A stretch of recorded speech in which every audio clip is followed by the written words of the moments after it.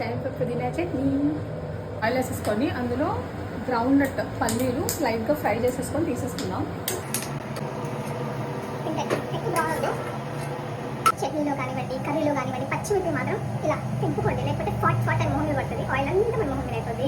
ఇంకొంచెం ఆయిల్ వేసుకొని మిర్చి, పుదీనా, చింతపండు అండ్ టొమాటోస్, వెల్లుల్లి ఇవన్నీ కలిపేసి ఆయిల్ వేసేసి క్లోజ్ చేసేసుకుందాం. మగ్గాక మనం మిక్సీ చేసి టొమాటో, చింతపండు వేసేసుకోవాలి. గార్లిక్ క్లోజ్ వేసేసుకుందాం.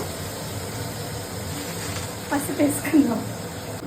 కమ్ క్లోజర్ చూపించు. ఇప్పుడు ఇందులో పుదీనా వేసేసుకుందాం. పుదీనా వేసి క్లోజ్ చేసేసుకుంటే సరిపోద్ది. క్లోజ్ చేసుకొని ఒక 5 minutes మగ్గించుకొని తర్వాత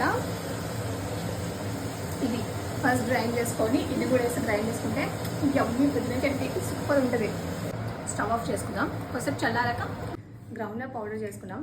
అందులో we are adding all the ingredients. ఇప్పుడు దీన్ని మిక్సీ చేసుకుంటే యమ్మీ పుదీనా చట్నీ రెడీ. పుదీనా చట్నీ అయితే రెడీ అయిపోయింది. టేస్ట్ చేద్దాం. చాలా యమ్మీ ఉంది. మా అమ్మ నేర్పించారు. మీరు మీ ఇంట్లో ట్రై చేసుకొని please let me know in my comment box guys ఎలా ఉందనేది. Bye, thank you, have a good day.